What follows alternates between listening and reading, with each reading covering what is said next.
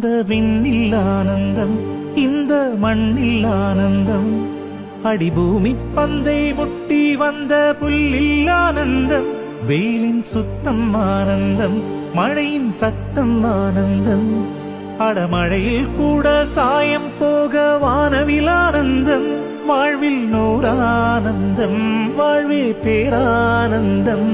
பெண்ணே நரையெழுதும் சுயசரிதம், அதில் அன்பே ஆனந்தம் ஆனந்த, பச்சை கிளிகள் தோளோடு பாட்டுக்குயிலோ மணியோடு, பூலோகம் ஆனந்தத்தின் எல்லை, இந்த பூமிக்கு கண்ணீர் சொந்தம் இல்லை.